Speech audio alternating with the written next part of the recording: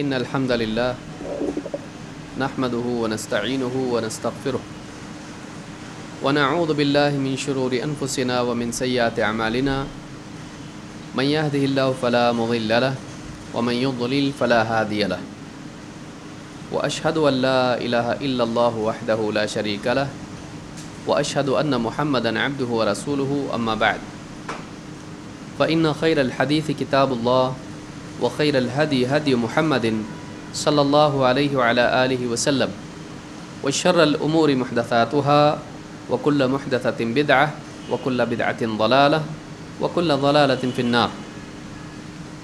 قال الله تبارك وتعالى فاسألوا أهل الذكر إن كنتم لا تعلمون.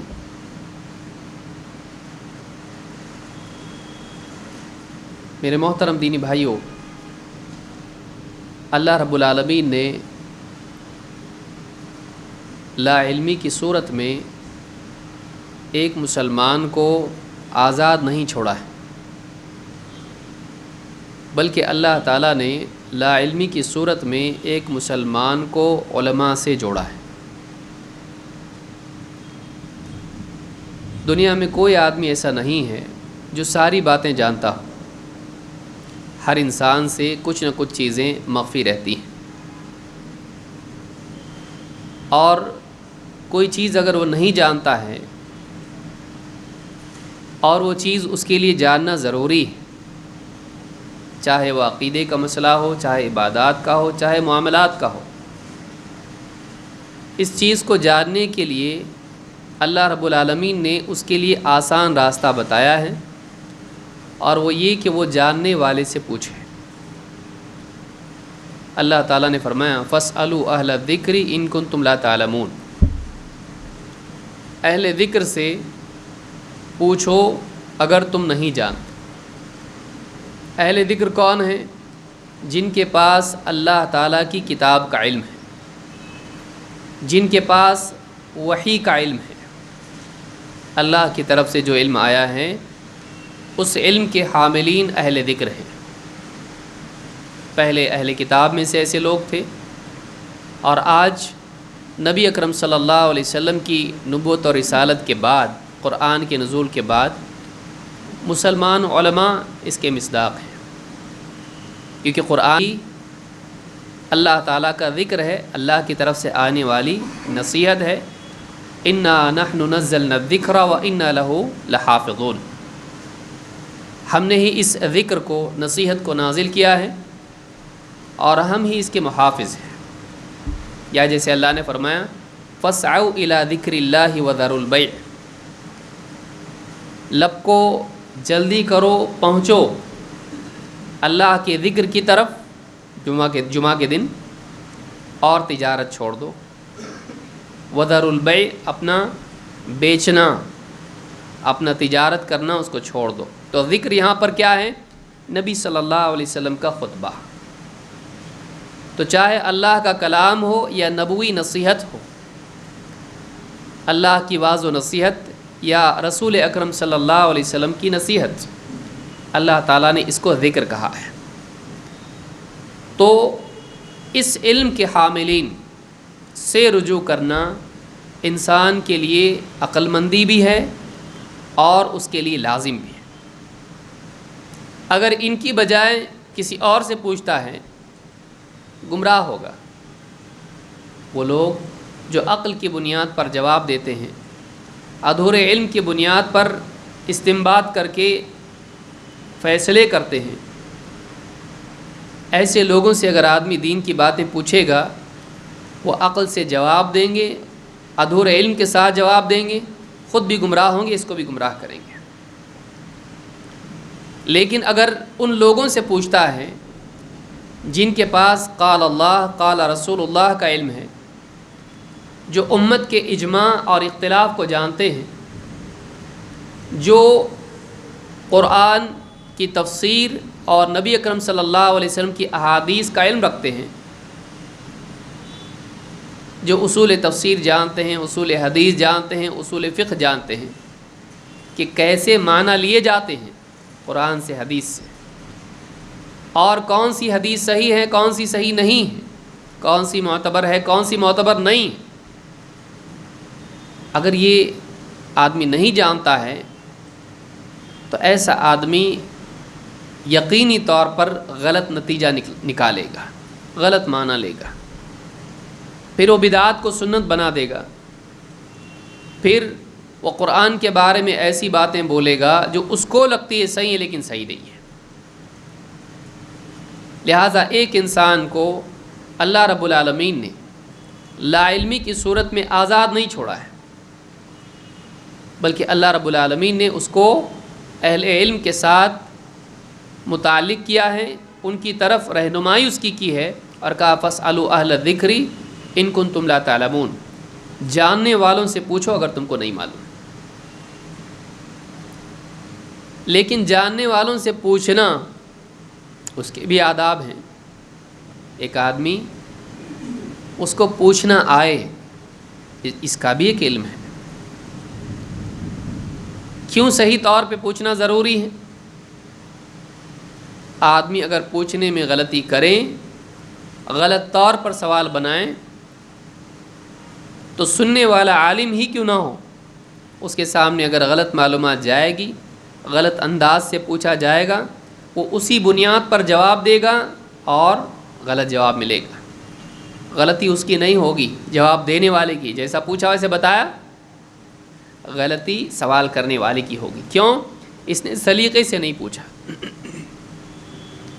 اسی طرح سے اگر پوچھنے کے اعتبار سے وہ آداب کی رعایت نہیں کرتا ہے تو نبی اکرم صلی اللہ علیہ وسلم کی حدیث کہ وہ ہم میں سے نہیں جو ہمارے بڑوں کی تعظیم نہ کرے، چھوٹوں پر رحم نہ کرے اور ہمارے عالم کا حق نہ جانے، اگر وہ صحیح ڈھنگ سے سوال نہیں کرتا ہے بلکہ گستاخی کرتا ہے تو ایسا آدمی اس حدیث کے خلاف عمل کرنے والوں میں شامل ہوگا کہ اس نے عالم کا حق نہیں جانا۔ عالم کا بھی حق ہے۔ کیا حق ہے معلوم ہونا چاہیے۔ اگر بدتمیزی سے پوچھتا ہے یا اس کی رعایت نہیں کرتا ہے تو نتیجے میں یہ ہوگا کہ وہ اس حدیث کا، اس کے حکم کا توڑنے والا ہوگا، اور اس کے لیے کیا وعید ہے؟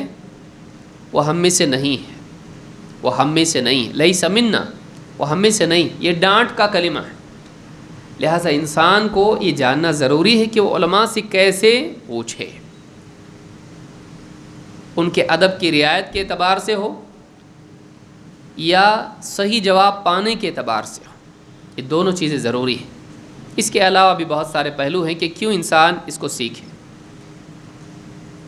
پچھلے درس میں کچھ باتیں ہم نے اس تعلق سے سیکھی تھیں، جن میں سے اعادہ کرنا میں مناسب سمجھتا ہوں کہ علماء سے پوچھنے کے تعلق سے کن چیزوں کا لحاظ ہم کو کرنا چاہیے۔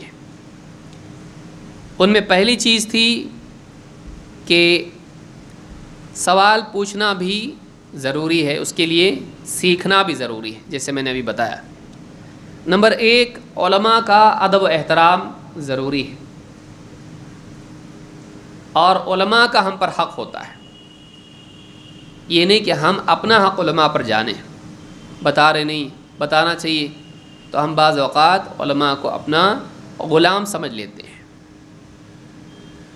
وہ اپنے آپ کو کہتا ہے میں امت کا خادم ہوں، قوم خادم العلم والعلماء، تو عوام بھی یہ سمجھنے لگتی ہے کہ ہمارے نوکر ہیں، ہمارے غلام ہیں۔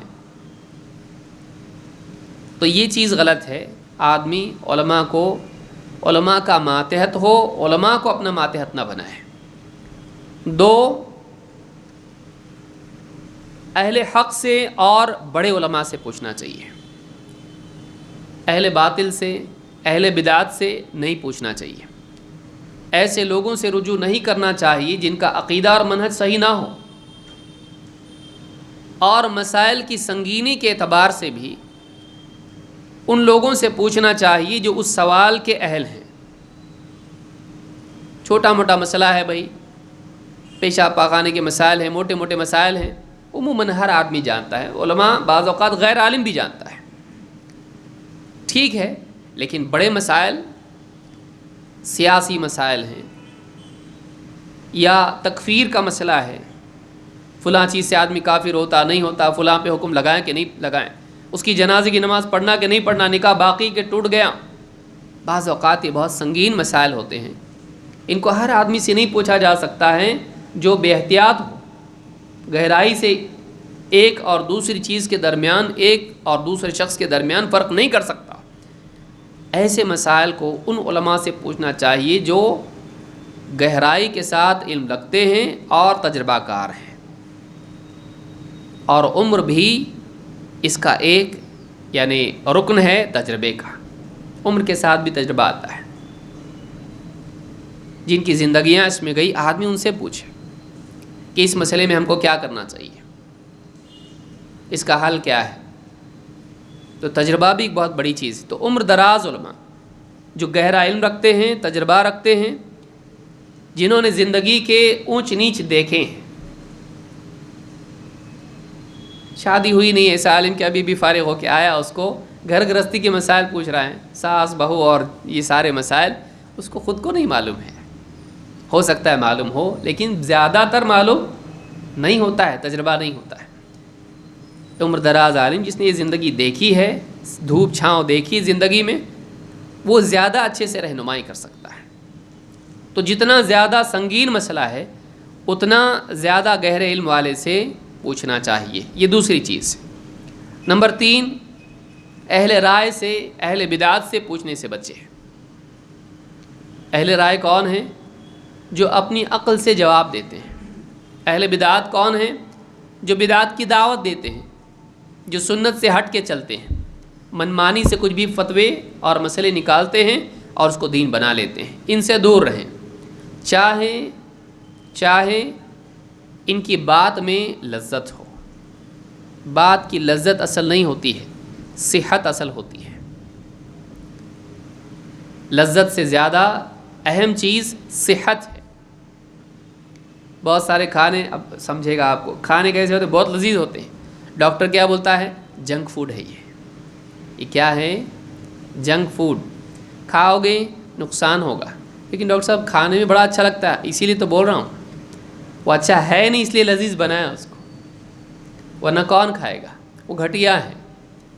تو بعض اوقات ایسا ہوتا ہے کہ ایک آدمی کی بات بڑی لذیذ لگتی ہے، لیکن اس کے پاس علم صحیح نہیں ہوتا ہے، وہ گمراہ ہوتا ہے۔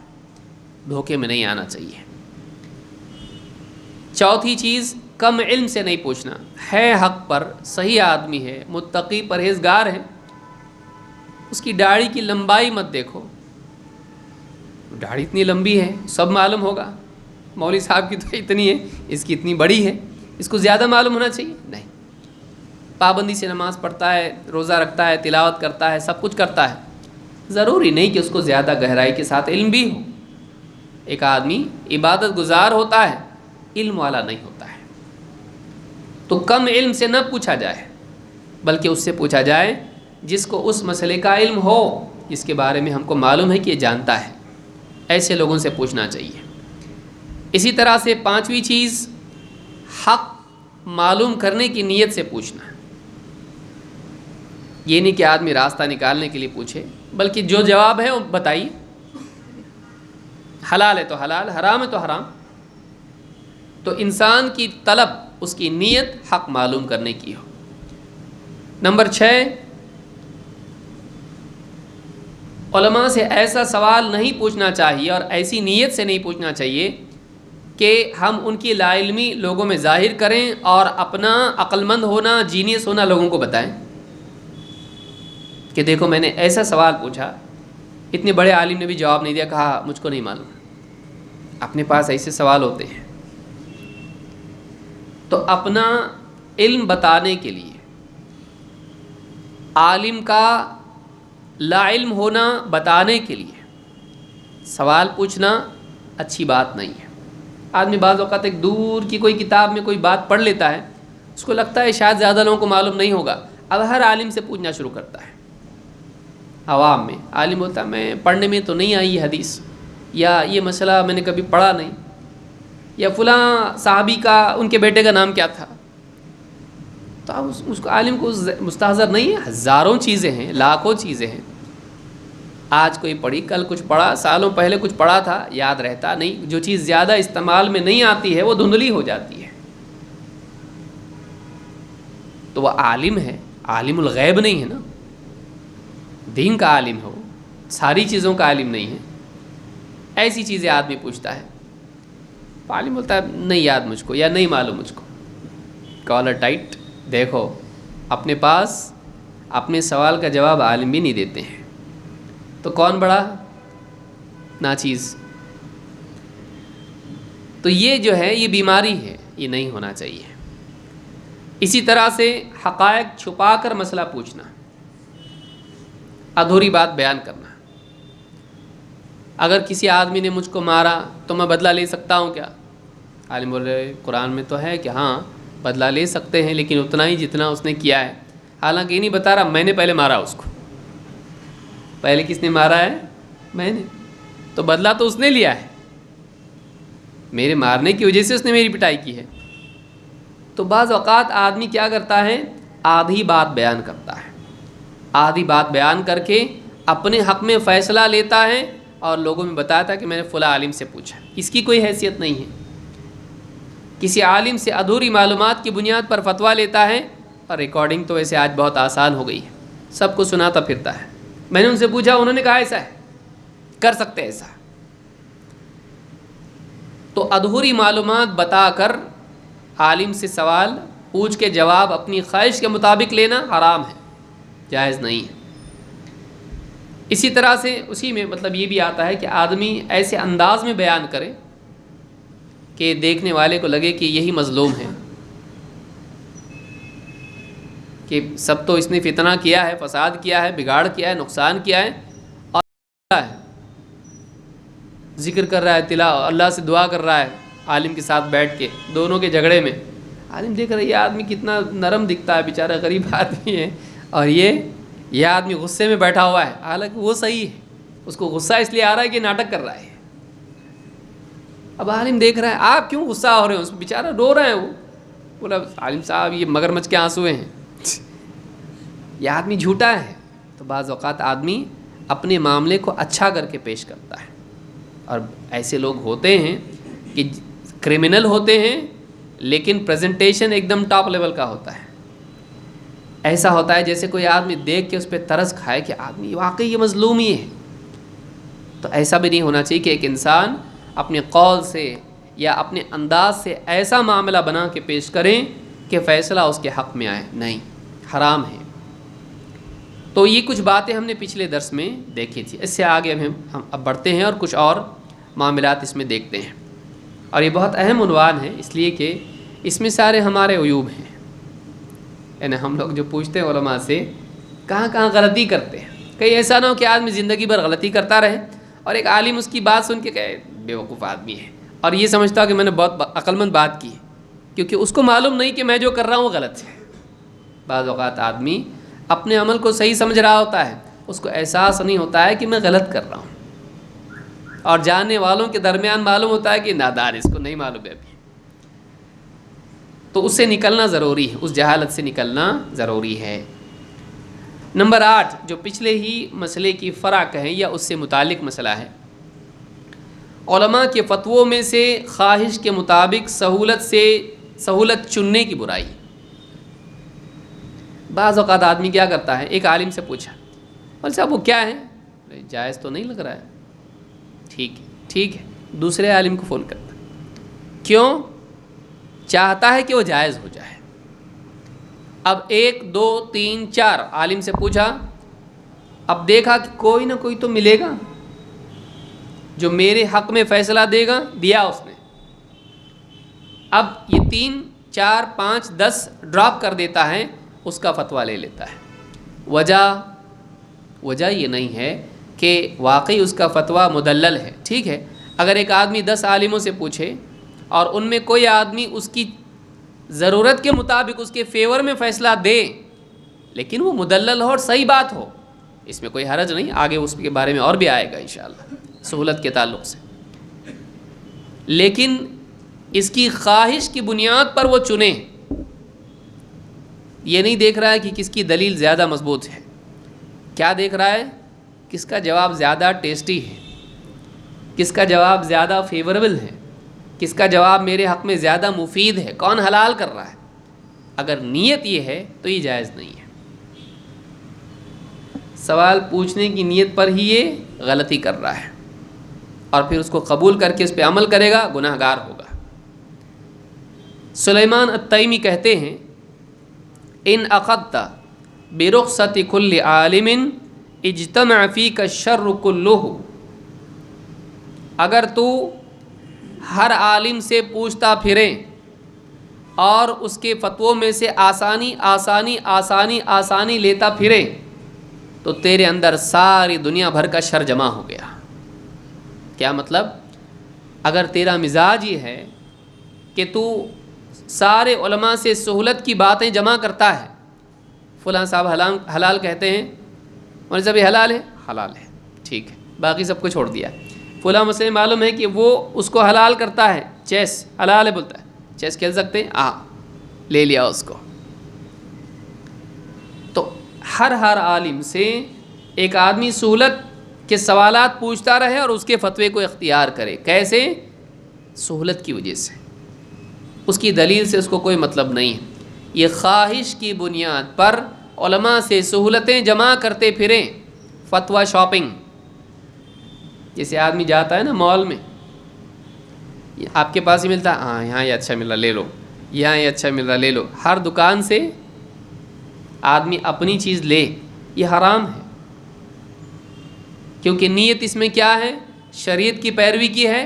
نہیں، سہولت کی پیروی کی ہے، خواہش کی پیروی کی ہے. یہ مجھے اچھا لگتا ہے اس لیے میں کر رہا ہوں. اللہ کا حکم کیا ہے، قرآن کی دلیل کیا ہے، حدیث کیا ہے، اس سے کوئی مطلب نہیں ہے. کیونکہ اس سے پہلے علماء نہیں بھی بول چکے ہیں، ان کا نہیں کیوں نہیں لیا؟ وہ عالم نہیں ہے. ایک عالم اگر نہ بولے، ایک عالم ہاں بولے، تو ہاں کیوں لیا تو؟ اس لیے لیا کیونکہ تیری چاہت ہے کہ ہاں ہو جائے، ورنہ دوسرا عالم نہ بھی بول رہا تھا. انتخاب کی بنیاد تیری کیا ہے؟ اگر خواہش ہے تو حرام ہے، اگر دلیل ہے تو یہ دین ہے. چاہے سہولت لے لے، سہولت لینا غلط نہیں ہے، دلیل ہونا چاہیے اس کی، اور واقعی دل مطمئن ہو اس پر. تو کہتے ہیں کہ ان اخذت برخصت کل عالم اجتمع فیک الشر کلہ، اگر تو ہر عالم سے اس کا رخصت والا فتویٰ لینا شروع کر دیں اور ایسا سارے علماء سے رخصت کے فتوے جمع کریں، تیرے اندر سارا شر جمع ہو گیا. یعنی تو شر والا آدمی ہے، تو شریر ہے، اچھا آدمی نہیں، متقی نہیں ہے، تو یہ تقویٰ نہیں ہے. ابن عبد البر رحمہ اللہ فرماتے ہیں اس قول کے ذکر کرنے کے بعد، کہتے ہیں ھذا اجماع لا اعلم فیہ خلافا، یہ اس پر اجماع ہے جو یہ کہہ رہے ہیں کہ ایسا کرنا شر ہے کہ آدمی علماء سے سہولت کے فتوے جمع کرتا پھرے. کہتے ہیں اس پر اجماع ہے، میں نہیں جانتا اس مسئلے میں علماء کا کوئی خلاف ہو. سارے علماء کا اتفاق ہے کہ ایسا کرنا صحیح نہیں ہے کہ ہر عالم سے سہولت جمع کر کے سہولت والے دین پر چلیں اور دلیل اخیر میں کیا دیں؟ الدین یسر، دین آسان ہے تو ساری آسانیاں جمع کریں. نہیں، یہ جائز نہیں ہے. دین آسانی کا مطلب جو ثابت شدہ چیزیں وہ آسان ہیں، اور دین میں ہر انسان کے لیے آسانی ہے. جتنا تو کر سکتا ہے اتنے کا مکلف ہے، دین میں آسانی ہے. تو نہیں کر سکتا ہے، تیرے لیے سہولت ہے کہ مت کر. کھڑے ہو کے نہیں پڑھ سکتا نماز، بیٹھ کے نہیں، لیٹ کے، دین آسان ہے. یہ نہیں کہ کرنا ہی پڑے گا، کرو یا مرو، نہیں، ایسا نہیں ہے. تو یہ جامع بیان العلم میں ابن عبد البر نے یہ بات کہی ہے. ایک اور دلیل اس میں ہے جو کہ اصل دلیل ہے اس میں، نبی صلی اللہ علیہ وسلم کی حدیث، اس سے بھی بات مزید واضح ہوتی ہے. آپ فرماتے ہیں اور انسان کی فطرت کو اللہ نے بنایا ایسا ہے کہ اندر سے معلوم ہوتا ہے تو ڈاکو ہے. اللہ کے رسول صلی اللہ علیہ وسلم کے صحابی ہیں ابو ثعلبہ الخشنی رضی اللہ تعالیٰ عنہ، کہتے ہیں قلت یا رسول اللہ، میں نے کہا اللہ کے رسول، اخبرنی بما یحل لی ویحرم علی، اے اللہ کے رسول ذرا مجھے بتائیے کہ میرے لیے کیا حلال ہے اور کیا حرام ہے، کیا میرے لیے حلال ہے اور مجھ پر کیا حرام ہے. قال فصعد النبی صلی اللہ علیہ وسلم وصوب فی النظر، اللہ کے نبی صلی اللہ علیہ وسلم نے اوپر سے نیچے تک مجھ کو دیکھا، اور نہیں یہ اوپر سے نیچے تک مجھ کو دیکھا. فقال البر ما سکنت الیہ النفس واطمأن الیہ القلب، نیکی وہ چیز ہے کہ جس کو آدمی کے جی کو جس میں سکون محسوس ہو اور وہ اپنے اندر تسکین محسوس کرے، سکون محسوس کرے. واطمأن الیہ القلب، اور جس سے دل کو اطمینان نصیب ہو اس کو. والاثم ما لم تسکن الیہ النفس ولم یطمئن الیہ القلب، اور گناہ وہ چیز ہے جس سے آدمی کے اندر کا سکون ختم ہو جائے، اس کو سکون نہ ملے اور دل کو اطمینان نہ ہو. وَإِنْ أَفْتَاكَ الْمُفْتُونَ، چاہے فتویٰ دینے والے فتویٰ دے دیں، چاہے فتویٰ دینے والے تجھ کو فتویٰ دے دیں، پھر بھی اطمینان نہیں ہو رہا. کیوں؟ اس لیے کہ تو اندر سے جانتا ہے کہ میں جو کیا وہ غلط ہے. کچھ حاشیے ایسے ہوتے ہیں جو آدمی کو بتاتے ہیں تو گڑبڑ کر رہا ہے، تیرا عمل غلط ہے، اور تو نے یہ بات عالم سے پوچھی نہیں، یہ ڈیٹیل تو نے غائب کر دی. اوپر کا ہی بتایا، عالم ہاں بول دیا، لیکن اندر سے معلوم ہوتا ہے نہیں، تو پوری بات نہیں پوچھا ہے. تو کہہ رہے ہیں چاہے فتویٰ دینے والے فتویٰ دے دیں، چاہے فتویٰ دینے والے فتویٰ دے دیں، تب بھی وہ گناہ ہے. تو اس سے بات معلوم ہوتی ہے کہ اگر کوئی عالم فتویٰ دے دے تو حرام اس سے حلال ہوتا ہے؟ نہیں، عالم کے فتویٰ دینے سے چیزیں حلال نہیں ہوتی ہیں، اللہ کے حلال کرنے سے وہ حلال ہو جاتی ہے. تو یہاں پر یہ بات بھی یاد رکھنی ہے کہ ایک انسان علماء سے سہولتیں لے کر اس پر عمل کریں، اگر اندر سے جانتا ہے کہ نہیں دلیل اس کے خلاف ہے تو ایسی چیز اس کے لیے حلال نہیں ہوگی، چاہے فتویٰ دیا ہو کسی نے. ہم جانتے ہیں امت کا حال، شروع سے لے کے آج تک اجتہادی مسائل میں اختلاف ہوتا ہے. بعض اوقات دلائل ہوتے ہیں، وہ مسئلہ اجتہادی بھی نہیں ہوتا ہے، لیکن کسی عالم کا فتویٰ لا علمی کی وجہ سے یا اس دلیل کو نہیں سمجھنے کی وجہ سے کچھ اور ہوتا ہے، اور وہ کہتا حلال ہے یہ، لیکن دلیل ہوتی اور دلیل بتاتی کہ نہیں حلال نہیں ہے. لیکن چونکہ اس کا دل چاہتا ہے وہ کرنا، لہٰذا وہ کیا کرتا ہے، اس عالم کے فتوے سے چمٹ جاتا ہے، اور اندر یہی ہوتا ہے دلیل تو اتنی دمدار نہیں ہے لیکن مسئلہ اپنے فیور کا ہے، تو اندر خود بولتا رہتا تو غلط ہے، نہیں یہ صحیح ہے.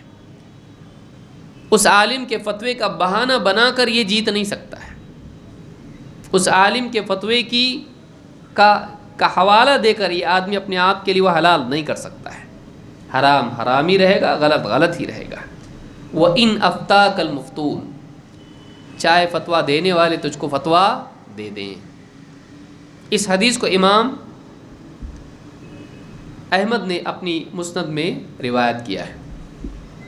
تو یہ بات بھی سمجھ میں آئی کہ اپنی خواہش کے مطابق علماء سے فتوے جمع کرنا اور ایسے علماء سے پوچھنا جن کے بارے میں معلوم ہے کہ حلال بولتے ہیں، تاکہ وہ پکی بات ہو جائے کہ ہاں میں نے ان سے پوچھا، ان سے پوچھ کے کر رہا ہوں. بعض لوگ کیا کہتے ہیں، میں نے ان سے پوچھا اور انہوں نے بتایا حلال ہے اس لیے کر رہا ہوں. تیرے دل میں تجھ کو معلوم ہے کہ تو نے اسی لیے ان سے پوچھا ہے کہ تجھ کو پہلے سے معلوم ہے وہ حلال کہتے ہیں، اور تو نے حلال کرنے کے لیے پوچھا ہے، پوچھنے کے لیے نہیں، معلوم کرنے کے لیے نہیں. آگے آئیے. نمبر 9، آدمی کو چاہیے کہ وہ جب جانتا ہو کہ کسی مسئلے میں علماء کے درمیان اختلاف ہے، اسی کی فرع ہے یہ، تو وہ حق کی طلب کرے. وہ چاہے یہ میری ضرورت چھوڑ دو، میرا دل کیا بولتا ہے چھوڑ دو، واقعی صحیح بات کیا ہے. اللہ کے نبی صلی اللہ علیہ وسلم کی حدیث سے بات مزید واضح ہوتی ہے. اللہ کے نبی صلی اللہ علیہ وسلم ایک دعا کیا کرتے تھے، اللہم رب جبرائیل و میکائیل و اسرافیل، اے اللہ جبریل کے رب، میکائیل کے رب، اسرافیل کے رب، یہ سب کون ہیں؟ فرشتے ہیں۔ فاطر السماوات والارض، اے اللہ آسمانوں کے زمین کے بنانے والے، عالم الغیب والشہادہ،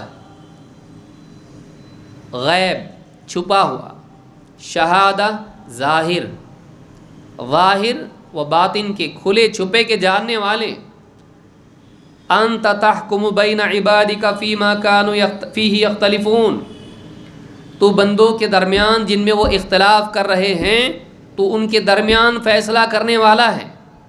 قیامت کے دن اللہ فیصلہ کرے گا۔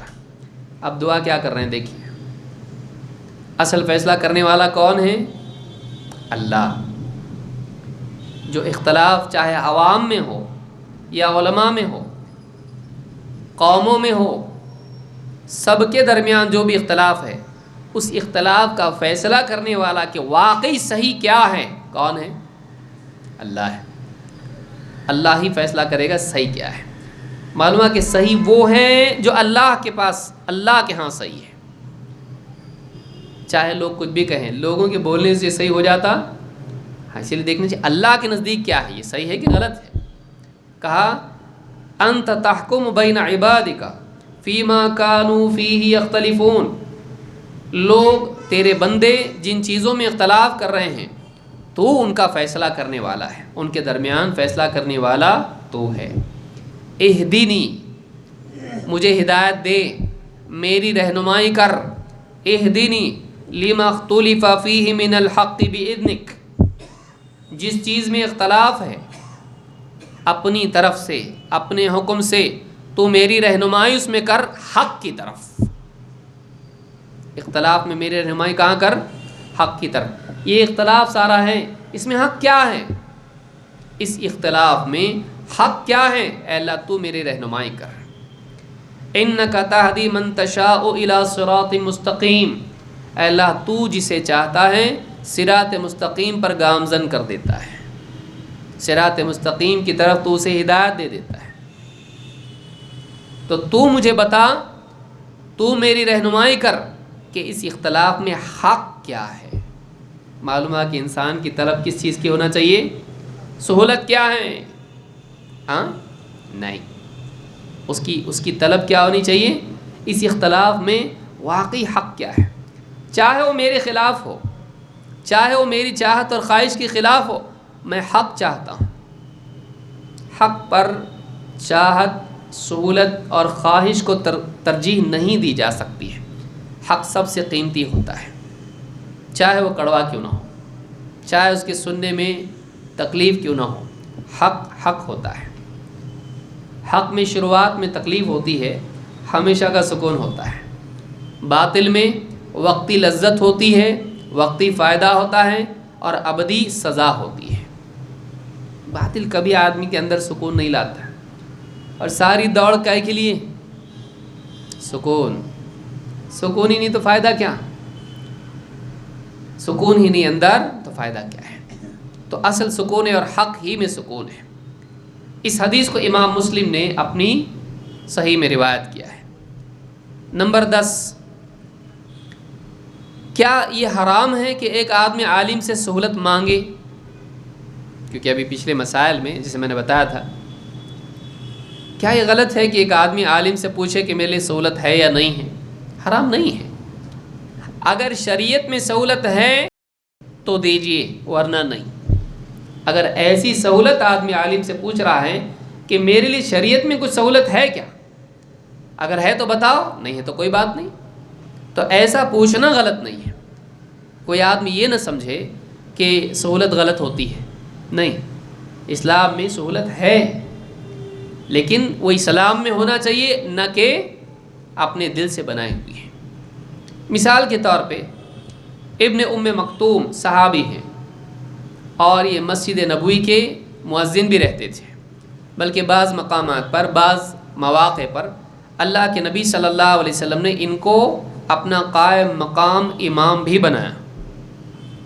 نابینا صحابی ہیں، نابینا آنکھ نہیں۔ انہ سأل النبی صلی اللہ علیہ وسلم، انہوں نے اللہ کے نبی صلی اللہ علیہ وسلم سے پوچھا، فقال یا رسول اللہ انی رجل ضریر البصر، اے اللہ کے رسول میں ایک اندھا آدمی ہوں، نابینا ہوں، بینائی بھی نہیں ہے، شاسع الدار، میرا گھر بھی دور ہے، ولی قائد لا یلائمنی، ابن خزیمہ کے الفاظ ہیں ولی قائد فلا یلازمنی، جو مجھے لے کے آتا ہے نماز کے لیے وہ ہمیشہ نہیں لاتا ہے، کبھی لایا کبھی نہیں، تو ہمیشہ نہیں آتا ہے میرے ساتھ، فہل لی رخصۃ ان اصلی فی بیتی، کیا میرے لیے اس میں رخصت ہے کہ میں گھر میں نماز پڑھ لوں؟ کیا میرے لیے رخصت ہے کہ میں گھر میں نماز پڑھ لوں؟ قال هل تسمع النداء، آپ نے کہا اذان سنتے ہو؟ اذان سنتے ہو؟ قال نعم، کہا ہاں۔ قال لا اجد لك رخصہ، آپ نے کہا مجھے تمہارے لیے کوئی رخصت دکھائی نہیں دیتی ہے، تمہارے لیے کوئی سہولت نہیں ہے کہ تم نماز کے لیے آنے کی بجائے گھر پہ پڑھ لو۔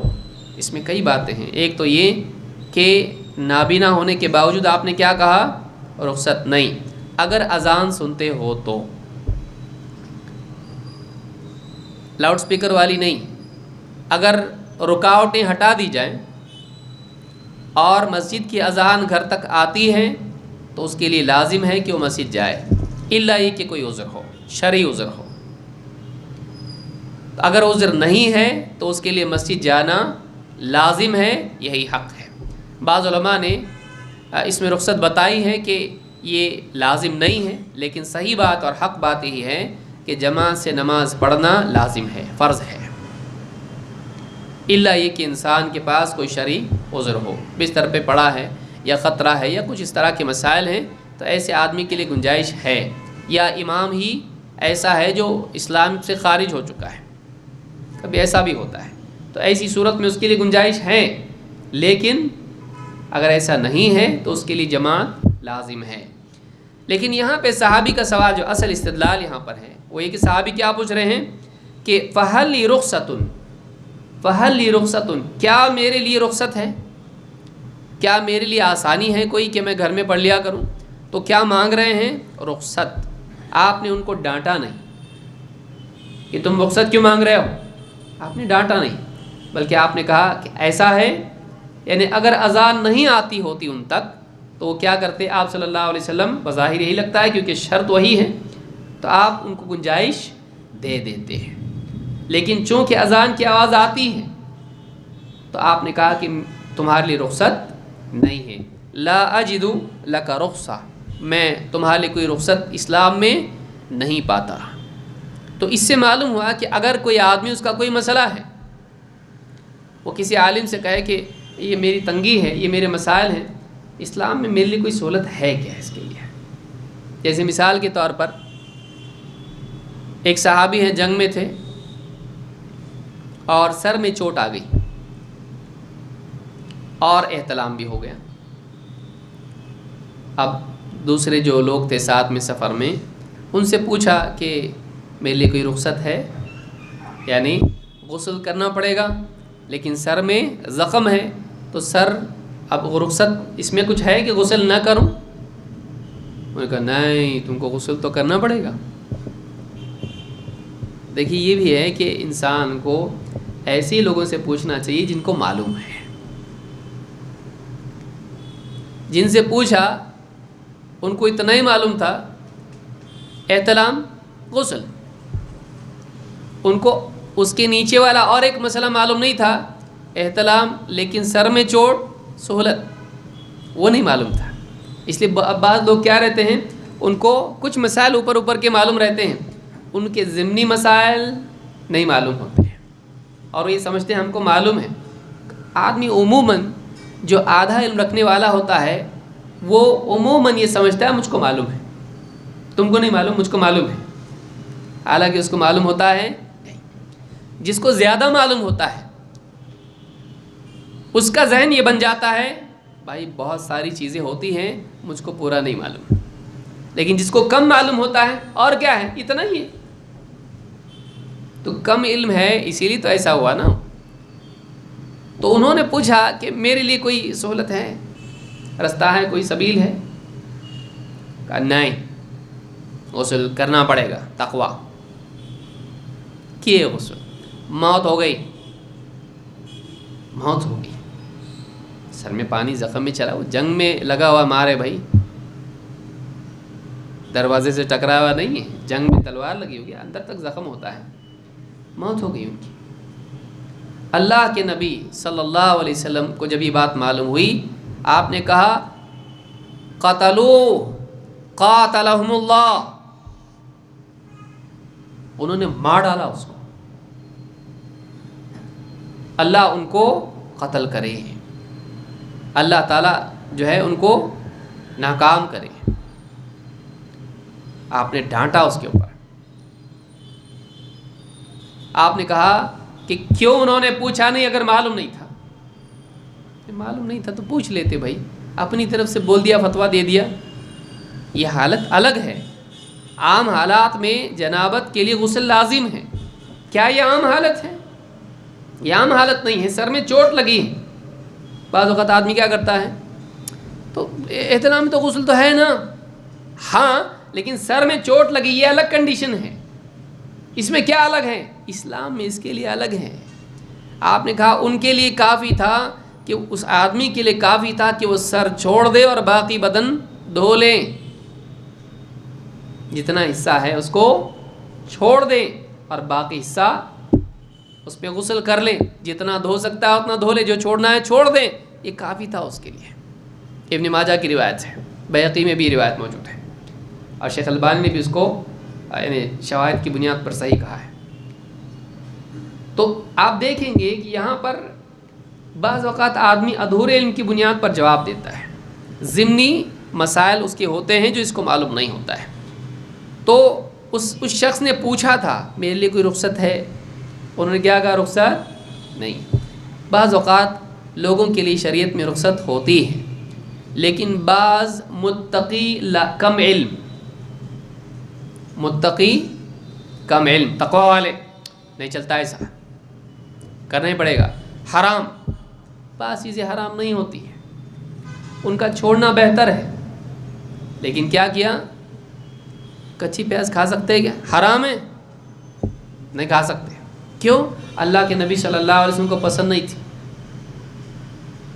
پسند نہیں تھی لیکن حرام ہے۔ پسند نہیں کا مطلب کیا؟ جو چیز نبی کو پسند نہیں وہ ہم کو بھی پسند نہیں، ہاں لیکن حرام ہے کیا؟ حرام ہونا الگ چیز ہوتا ہے۔ بولے اتنا بھی نہیں سمجھتے تم لوگ، نہیں پسند کا مطلب نہیں پسند، ختم، حرام۔ بعض لوگ ایسے ہوتے ہیں کہ کوئی چیز ان کو تقویٰ کا جذبہ ان کے اندر اتنا ہوتا ہے کہ وہ اپنی تقویٰ کی تلوار سے بعض حلال چیزوں کو بھی حرام کرنا شروع کر دیتے ہیں، نہیں کرنا چاہیے لوگوں کی۔ بعض اوقات پھر ان پہ ہی وہ مسئلہ آتا ہے تو مولوی صاحب سے پوچھتے ہیں، مولوی صاحب ایسا کیونکہ اب تک پیش نہیں آیا تھا اس کو، اب خود یہ آیا ہے دائرے میں مسئلے کے، اب جا کے پوچھتا ہے، لوگ بولتے تم تو حرام بولتے تھے، ہم کو ابھی تم ہی حلال کر لیا اس کو۔ بولے میں نے پوچھا فلاں سے، تو پہلے کیوں نہیں پوچھے میرے ٹائم پہ؟ سمجھ میں آئی بات؟ آدمی کو چاہیے جب تک کہ پکا علم بعینی ہی اس مسئلے میں اس کے پاس نہ ہو، جواب نہ دے۔ تو رخصت بعض لوگ مانگتے ہیں کہ بھائی میرے لیے کچھ رخصت ہے کیا اس میں؟ ایسا پوچھنا غلط نہیں ہے، بعض اوقات لوگ ڈرتے بھی ہیں، عالم سے رخصت مانگ رہے مطلب تم سہولت مانگ رہے، غلط ہے تم، نہیں۔ اگر شریعت میں رخصت ہے، دیکھیے دو صحابی آئے نبی صلی اللہ علیہ وسلم سے، ایک نے پوچھا اللہ کے رسول میں روزے کی حالت میں اگر بیوی کو بوسہ دیا گنجائش ہے؟ آپ نے کہا نہیں۔ دوسرا آدمی آیا، اس نے پوچھا، یہی مسئلہ پوچھا، ہو سکتا ہے دونوں کی بات ہوئی ہو، کچھ ہوا ہو، اس نے بھی وہی مسئلہ پوچھا، آپ نے کہا ہاں۔ صحابہ ایک دوسرے کو دیکھنے لگے، وہی سوال، ایک کو جواب ہاں، ایک کو جواب نہیں۔ آپ نے دیکھا صحابہ کو، آپ نے کہا مجھے معلوم ہے تم کیوں اس طرح سے تعجب سے ایک دوسرے کو دیکھ رہے ہو۔ الشیخ یملک نفسہ، جو بزرگ آدمی ہے وہ اپنے آپ پر زیادہ قابو رکھتا ہے، عمر جب ہو جاتی ہے، بیوی سے محبت غائب تو نہیں ہو جاتی نا، بیوی سے محبت رہتی ہے، اور ضروری نہیں کہ شہوت سے ہی ہو، محبت سے بھی۔ نبی صلی اللہ علیہ وسلم نے اپنی بیوی کو بوسہ دیا اور آپ نماز کے لیے چلے گئے۔ بھائی انسان کبھی محبت سے بھی پیار کا اظہار کرتا ہے۔ تو اب روزے کی حالت ہے، جوان ہیں آپ نے کہا نہیں، اور بزرگ ہیں آپ نے کہا ہاں، یعنی گنجائش ہے، ان کو گنجائش نہیں۔ تو یہاں پر آپ دیکھیں گے کہ دو آدمی الگ ہیں اور دونوں نے وہی سوال پوچھا، لیکن آپ نے ایسا جواب دیا، ایک کے لیے سہولت ہے، ایک کے لیے نہیں ہے۔ ہمارا دین بہت وسیع ہے، لہٰذا ہم کو بہت سمجھداری سے چلنا چاہیے اور ایسے ہی کچھ بھی جواب دینا نہیں چاہیے۔ تو اس حدیث میں، جس کو امام احمد، ابو داؤد اور نسائی نے روایت کیا ہے، اور یہ حدیث حسن صحیح ہے، اس حدیث سے یہ بات معلوم ہوتی ہے کہ ایک آدمی کسی عالم سے ایسا پوچھ سکتا ہے کہ فلاں معاملے میں میرے لیے کوئی سہولت کا پہلو ہے یا نہیں، تو ایسا پوچھنا غلط نہیں ہے۔ بعض اوقات بہت بڑے بڑے نقصانات سے آدمی بچ جاتا ہے، بہت بڑا ڈیل ہے اور زندگی بھر کا جو ہے سارا کیا کرایا اس میں جا بھی سکتا ہے یا آ بھی سکتا ہے، اور کسی ایسے نادان سے پوچھ لیا جو بول دیا حرام، سب چلا گیا۔ بعد میں پتہ چلا کہ سارے علماء بولتے جائز ہے۔ اب اس کا چہرہ دیکھ رہا ہے تو میں نے اللہ سے ڈر کے جواب دیا، اگر واقعی اللہ سے ڈر کے جواب دیتا تو علماء سے پوچھتا۔ ایسے جاہل متقیوں سے نہیں پوچھنا چاہیے۔ متقی جاہل بھی ہو سکتا ہے، علم ہونا چاہیے اس کے پاس، علم ضروری ہے۔ تو یہ چیز بھی معلوم ہوئی۔ آگے بڑھتے ہیں۔ دوسروں کو ذلیل کرنے کے لیے سوال نہیں کرنا چاہیے۔ کبھی کبھی کیا ہوتا ہے، مجلس میں بیٹھے ہیں، کوئی عالم صاحب آیا اپنے پاس، اب آدمی ایسے سوالات، 4 بھائی ہیں، دوست ہیں، 10-15 لوگ ہیں، اب اس کی کوئی کمزوری، اب اس کی کمزوری کو اچھال کے سوال پوچھ رہے ہیں۔ اب جتنے مجمع میں ہیں سب کو معلوم ہے اس کے بارے میں پوچھا جا رہا ہے، اور وہ سر جھکا کے بیٹھا ہوا ہے۔ ایسا صحیح ہے کہ عالم صاحب ایسا کرنے والے کے بارے میں کیا ہے؟ اب عالم کو تو نہیں معلوم، سامنے بیٹھا ہے، بولا ایسے جاہل لوگ ہوتے ہیں، ایسے یوں ہوتے ہیں، اور سب ایک دوسرے کو دیکھ کے مسکرا رہے ہیں، دیکھو اس کو جاہل بول رہے ہیں، اور وہ شرمندہ ہو رہا ہے، بولا میں خامخواہ آیا آج کے بعد کبھی آؤں گا نہیں۔ ایسا نہیں کرنا چاہیے۔ تمہارا مقصود اس کو ذلیل کرنا تھا، تم کو مل گیا، لیکن اس کا گناہ بھی ساتھ میں آیا، کیونکہ مسلمان کو بے عزت کرنا، مسلمان کو عار دلانا، اس کی کمزوری کو اچھال کے اس کو اذیت پہنچانا، یہ چیز حرام ہے، یہ جائز نہیں ہے۔ اللہ کے رسول صلی اللہ علیہ وسلم فرماتے ہیں، کتنا غلط ہے آپ دیکھیے، الربا 73 بابا، سود کے 73 دروازے ہیں، سود کی 73 شاخیں ہیں، ایسرها مثل ان ينكح الرجل امه، اور ان لیولز میں سود کے سب سے آسان، کمتر اور ہلکا درجہ یہ ہے کہ آدمی اپنی ماں کے ساتھ بدکاری کرے۔ ایسرها مثل ان ينكح الرجل امه، سود کا سب سے کمتر درجہ یہ ہے کہ ماں کے ساتھ میں آدمی بدکاری کرے۔ وَإِنَّ أَرْبَ الرِّبَا عِرْضُ الرَّجُلِ الْمُسْلِمِ، لیکن سب سے بدتر اور بڑا سود یہ ہے کہ ایک انسان ایک مسلمان کی عزت خراب کرے۔ اب سوچو نچلا درجہ کیا ہے، ماں کے ساتھ بدکاری، لیکن مسلمان کی عزت اچھالنا کیا ہے، ارب الربا، سود سے بڑھ کے سود، کہ ایک آدمی ایک مسلمان کی عزت اچھالے، اس کو بے عزت کرے۔ کوئی معمولی چیز آج مذاق بن گیا ہے۔ آج ہمارے نزدیک ایک مسلمان کی عزت اتنی سنگین چیز نہیں رہی۔ زبان سے آدمی کے بول نکلتے ہیں، بے عزت کر دیا کسی کو، اچھالا، اس کی بے عزتی کی، کوئی بڑی بات نہیں سمجھتا آدمی۔ لیکن آپ دیکھیں کہ اللہ کے نبی صلی اللہ علیہ وسلم نے سود سے بڑھ کے سود اس کو قرار دیا ہے۔ لہٰذا آدمی کو اس سے بچنا چاہیے کہ مجالس میں ہم ایسے سوالات کریں علماء سے کہ جس سے کسی کی دل آزاری ہو. ٹھیک ہے اگر واقعی اس کو معلوم نہیں ہے تو آپ اکیلے میں بٹھا کے بھی تو اس کو بتا سکتے ہیں اور عالم سے ملا سکتے ہیں کہ پوچھ لے تیرا یہ مسئلہ ہے، یہ غلط ہے اور یہ عالم صاحب دیکھ ایسا بتا رہے. تو اس صورت میں تو ٹھیک ہے، لیکن یہ نہیں کہ ایک انسان لوگوں کے درمیان کسی کو بے عزت کرنے کی نیت سے کرے. اس لیے پوچھ رہا ہے کہ بھائی معلوم ہو جائے تو ٹھیک ہے، لیکن اس میں بھی صحیح سلیقہ اختیار کرنا ضروری ہے. لیکن یہ کہ نیتی شروع سے کیا ہے، سب کے درمیان اس کو بے عزت کیا جائے، چور پکڑوایا جائے، تو یہ ٹھیک نہیں ہے. یہ ٹھیک نہیں. کارنر کرنے کے لیے سوالات علماء سے پوچھنے بعض اوقات لوگ نہیں صحیح ہے. تو اس حدیث کو امام حاکم نے روایت کیا اور یہ حدیث صحیح ہے. بے فائدہ سوالات پوچھنے سے بچنا چاہیے. پوچھنے کا موقع ملا کا مطلب ہی نہیں کہ کچھ بھی پوچھو. سوالات بے تکے نہیں ہونا چاہیے، بے فائدہ نہیں ہونا چاہیے. انس بن مالک رضی اللہ عنہ کہتے ہیں ان رجلا سأل النبی صلی اللہ علیہ وسلم، ایک شخص نے اللہ کے رسول صلی اللہ علیہ وسلم سے پوچھا متی الساعۃ یا رسول اللہ، اللہ کے رسول قیامت کب آنے والی، قیامت کب آئے گی؟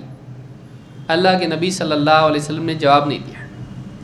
آپ نے سوال پوچھا، آپ نے پوچھا ما اعددت لها، کیا تیاری کی ہے اس کی؟ آج آئے، کل آئے، پرسوں آئے، کب آئے گی سے تو نجات نہیں ہونے والی. تیاری کی ہے کہ نہیں؟ اس کے لیے تیاری کیا کی ہے؟ قیامت کا انتظار کر رہا ہے تو تیاری بھی کی ہے کہ نہیں؟ ما اعددت لها، اس کے لیے کیا تیاری کی ہے؟ صحابی بھی انہوں نے جواب دیا ما اعددت لها من كثير صلاة ولا صوم ولا صدقة ولكني احب الله ورسوله.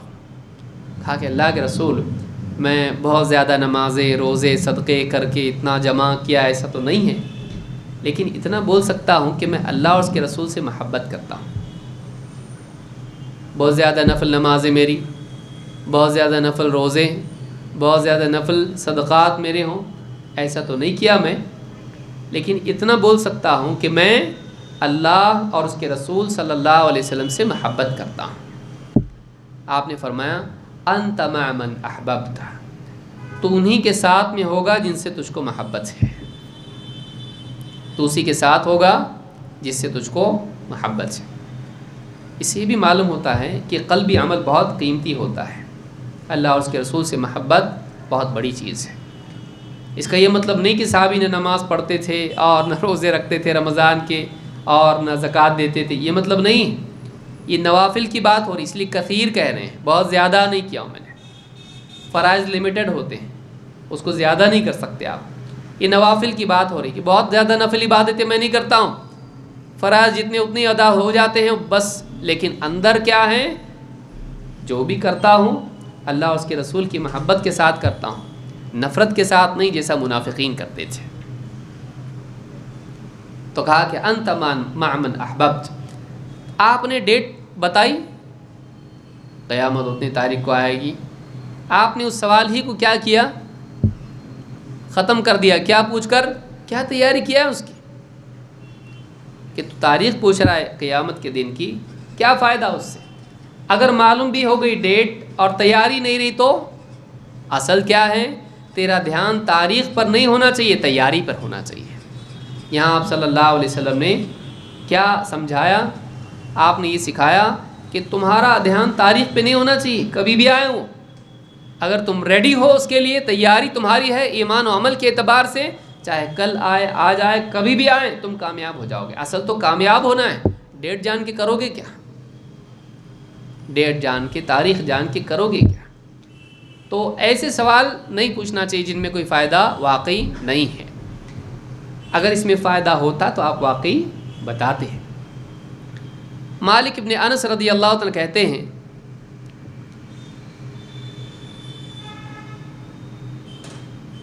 یہ مالک ابن انس صحابی نہیں ہیں، کہتے ہیں قال رجل للشعبی انی خبأت لک مسائل. شعبی علماء میں سے ہیں، ان سے کسی نے پوچھا अब सुनिए इसको। कहा कि इन्नी ख़बअतु लका मसाइल, मैंने आपके लिए कुछ मसाइल संभाल के रखे हैं, छुपा के रखे हैं, किसी और को नहीं पूछा अब तक। आपके लिए कुछ सीक्रेट मसाइल मैंने, स्पेशल मसाइल संभाल के रखे हैं जो आप ही से पूछना चाहता था। इमाम शाबी ने उससे पूछा, सुना तो कहा अख़बिरहा लि इब्लीस हत्ता तलक़्क़ाहु फसलहु अन्हा, कहा उसको छुपा के रख, जब इब्लीस से मुलाकात हो ना उसी से पूछ लेना। इन बाज़ लोग क्या करते हैं, ऐसे सवालात होते हैं जो कुछ फ़ायदे के नहीं होते हैं, और ऐसे सवालात पूछते हैं जो वाकई होने वाले भी नहीं हैं, जिसकी कोई ज़रूरत भी नहीं है। तो कहा कि अगर ऐसे छुपा के रखा है ना सवाल, छुपा के रख उसको, मुझसे भी पूछने की ज़रूरत नहीं। इब्लीस से जब तेरी मुलाकात हो ना उसी से पूछ लेना। दीन सादा है, दीन में कोई सीक्रेसी है? सीक्रेट मसले इस्लाम के है कोई ऐसी किताब? इस्लाम के मख्फी मसाइल, ऐसा क्या है कि सीक्रेट मसाइल कौन से हैं? आम तौर से किसके मसाइल होते हैं? इल्म कलाम वालों के। इल्म कलाम वाले जो ऐसे सवालात पूछते हैं कि जो शुकूक पैदा करें इस्लाम के बारे में, ऐसे सवालात जिनसे आदमी के दिल में इस्लाम के बारे में शक पैदा हो, अल्लाह के बारे में उसके दिल में सवालात खड़े हो जाएं, अक़ली सवालात अल्लाह के बारे में। आज भी बहुत सारे लोग ऐसे मिलते हैं, बोले अल्लाह ऊपर है, फिर नीचे अमेरिका है, ऊपर इंग्लैंड है, और फिर उसके लिए अल्लाह ऊपर है कि नीचे है? क्या है ये? अल्लाह ताला सारे आसमानों और ज़मीन के ऊपर है, तेरा ऊपर नीचे दुनिया के अंदर है, ये पूरी यूनिवर्स के अंदर है, इस पूरी यूनिवर्स के ऊपर अल्लाह है। तो ऊपर और नीचे तय कौन करेगा? तू। अब बताइए ऊपर नीचे किसके हिसाब से? तेरे हिसाब से। पूरी दुनिया, पूरी कायनात, आसमान, सबके ऊपर अल्लाह ताला है। कैसा है अल्लाह को मालूम। तो इस तरह से अक़ल चला चला के सवालात आदमी करता है, ये सही नहीं है। अच्छा, लोगों के बीच में पूछने को डरता, क्यों? पिटाई होगी अव्वलन, या फिर ये कि वो सवालात लोग सुन के कहेंगे क्या पूछ रहा है। तो वाकई ऐसे सवालात मुफीद भी नहीं होते, इल्ला ये कि किसी इंसान के दिल में शक आ जाए। ये नहीं कि एंटरटेनमेंट के लिए ऐसे सवालात हों, चटपटे सवालात। तो ऐसे सवालात आदमी को पूछना चाहिए नहीं, जिनमें वाकई कोई फ़ायदा ना हो, बल्कि उसमें शुकूक और फितने हों। ऐसे सवालात बैठ बैठ के बनाना नहीं चाहिए। इमाम अल-बैक़ी ने अल-मदख़ल में इसको रिवायत किया है। इसी तरह से बहुत ज़्यादा सवालात भी नहीं पूछना चाहिए। ज़्यादा सवालात से मुराद ये कि बेतुके कसरत से सवालात हों जिसका वाकई कोई फ़ायदा ना हो। हाँ, अगर इंसान के ऐसे मसाइल हों जो वाकई ज़रूरी हों तो कम और ज़्यादा में कोई फ़र्क नहीं है, लेकिन ये कि आदमी को बहुत ज़्यादा सवालात से बचना चाहिए, खुसूसन जब कि उनका कोई फ़ायदा ना हो। अल्लाह के नबी सल्लल्लाहु अलैहि वसल्लम फरमाते हैं, इन्नल्लाह करिहा लकुम सलासन क़ील व क़ाल व इज़ाअतल माल व कसरत सुआल। बुखारी और मुस्लिम ने इसको रिवायत किया है। फरमाया अल्लाह ताला तुम्हारे मामले में 3 चीज़ों को पसंद नहीं करता है। अल्लाह कोई पसंद नहीं। इन्नल्लाह करिहा लकुम सलासन, अल्लाह ताला 3 चीज़ें तुम्हारे मामले में पसंद ही नहीं करता है। अल्लाह ताला ने 3 चीज़ों को तुम्हारे लिए नापसंद किया है। नंबर 1, क़ील व क़ाल, फ़लाँ ने यूँ कहा है और यूँ आया है, और ऐसी बातें, इधर उधर की बातें जिसकी कोई सनद ना हो और जिसकी कोई अहमियत ना हो, इसकी उसकी बातें नकल कर लेना। फ़लाँ ऐसा कहते हैं, यूँ भी कहा जाता है और यूँ भी आता है, और बाज़ कहते हैं, क्यों? कोई न दलील है, न कोई सनद है, न कोई उसके अंदर कोई यानी इफ़ादियत है। उसमें लोगों की बातें नकल करते रहना, उसमें गीबत वगैरह सारी चीज़ें आती हैं कि फ़लाँ तो ऐसा कहते हैं, फ़लाँ यूँ कहता और वो ऐसा बोल रहा था। तो बेवजह की बातें जो हैं ये अच्छी चीज़ नहीं है। जिस चीज़ का कोई फ़ायदा ज़िंदगी में ना हो आदमी बचे उससे। क़ील व क़ाल व इज़ाअतल माल, और माल ज़ाय करना। माल ज़ाय करना क्या है? ये हराम है, माल ज़ाय नहीं कर सकते। جیسے آدمی مثال کے طور پر شہرت کے لیے نوٹ جلائے، قانون بھی جرم ہے وہ. دیکھو میرے پاس یہ نوٹ ہے، میں اس کو جلا کے دیکھتا ہوں کیا ہوتا. تو نوٹ کیا کر رہا ہے؟ جلا کے دیکھ رہا ہے. کیا کر رہا ہے؟ یہ مال ضائع کر رہا ہے. مال ضائع کرنا صحیح ہے؟ نہیں. اضاعت المال، مال ضائع کرنا جائز نہیں ہے. وکثرت السؤال، اور کثرت سوال، بہت زیادہ سوالات پوچھنا. فی نفسہ اصلاً کثرت سوال برا ہے، الا یہ کہ حاجت ہو. سمجھ میں آ رہی بات؟ بہت زیادہ سوالات پوچھنا اچھی چیز نہیں ہے، الا یہ کہ ضرورت ہو. اگر ضرورت نہیں ہے تو نہ پوچھا جائے. واقعی ضرورت ہے تو زیادہ سوال بھی پوچھ سکتے ہیں اگر واقعی ضرورت ہے تو، ورنہ نہیں. بیٹھے بیٹھے سوال بنا بنا کے پوچھ رہا. بعض اوقات سوال جو آپ کا سیشن ہوتا ہے اس میں ایک آدمی پوچھتا ہے، اب اس کے سوال سے اس کے دماغ میں کچھ دوسرا ہی آتا ہے، پھر وہ کیا کرتا ہے؟ اپنی طرف سے ایک نیا سوال بنا کے پیش کرتا ہے.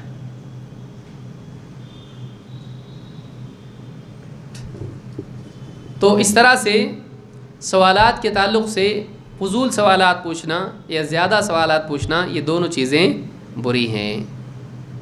تو میں سمجھتا ہوں آج کے لیے اتنا کافی ہے، اور مزید باتیں انشاءاللہ ہم اگلے درس میں دیکھیں گے کہ کس طرح سے سوالات پوچھنے میں آداب کا لحاظ کرنا چاہیے. کیونکہ آج الیکٹرسٹی بھی نہیں ہے اور آپ لوگوں کو کھانا کھانا بھی ہے اجالے میں، تو اس کے لیے انورٹر پہ چل رہا ہے سب کچھ.